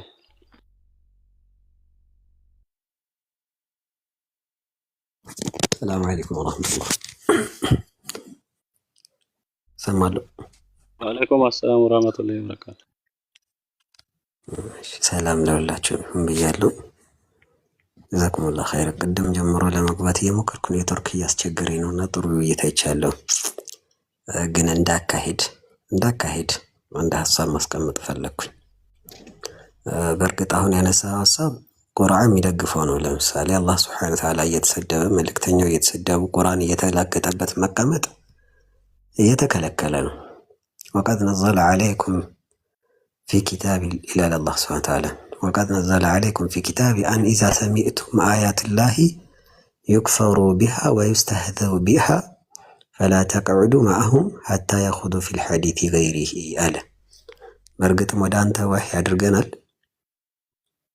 አን ዩስተህዘሁ ቢአ በአላህ ስብሓነ ወተዓላ አን ኢዛ ሰሚዕተ የሰማህ ጊዜ አለ አያቲላሂ በአላህ ስብሓነ ወተዓላ አንቀጽ ዩክፈሩ ቢሃ ወዩስተህዘኡ ቢሃ በእሷ ሲካድባት እንዲሁም ደግሞ በእሷ ላይ ሲላገጥባት በሰማህ ጊዜ ፈላ ተቅዑድ መዐሁም ከእነሱ ጋር ትቀመጥ ሐታ የኹዱ ፊል ሐዲሲ ገይሪሂ በሌላ ሐዲስ በሌላ ወሬ እስኪቀማመጡ ድረስ ከእነሱ ጋር አትቀመጥ። አይ ብለህ ከተቀመጥክ ግን ኢነሁም ኢዛ ሚስለሁም ነው መጨረሻውና አንደኛው ይሄ ነው። ሁለተኛው ግን ምንድን ነው?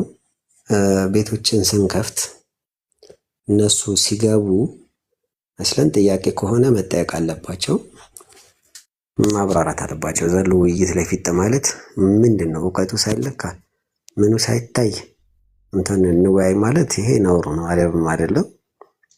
እንደው እስቲ መጀመሪያ የሚጠየቁትን ጥያቄ መልሱ። አይ ጥያቄ አንችልም መመለስ አንችልም መጠየቅ ነው የምንችለው፣ ሃይማኖታችን ላይ እውቀት የለንም ብለው ካመኑ ግን ይጠይቁ፣ ይሄ ይፈቀድላቸው ነው። በዚህ መልኩ ብታስኬዱት የተሻለ ነው ለማለት ነው። ባረከላሁ ፊኩም።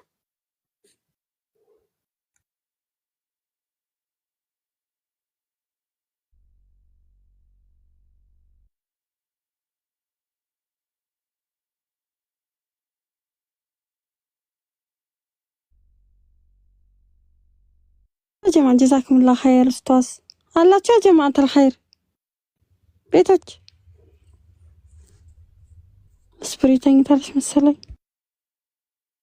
አላህ እኔ አለሁ። ሰላም አለይኩም ሩቢ ሰላም ሀት ለበረካቱ እንዴት ነሽ? ደህና ናችሁ? አላህ አልሐምዱሊላህ። እንዴት ነሽ ፈዚታ ፈዝዬ? አላህ አልሐምዱሊላህ። የት ሄዳ ነው ዝም አለች? እንጃ ተኝታ እንዳይሆን ብቻ አላህን ማንቅልፍ ወስዳት እኛ ብቻ ጋር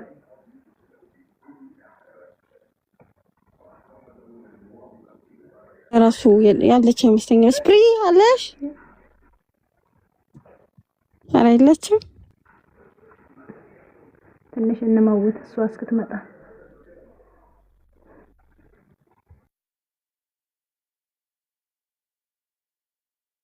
ትመጣለች ብለሽ ነው? እንጃ ታኝታ ይመስለኛ። ምን ሀሳብ አለባት እሷ? ቤት ጥላልን ለጥ ጉድ እኮ ነው። ኮሜንቱ ላጥፋላት በቃ እንዝጋ።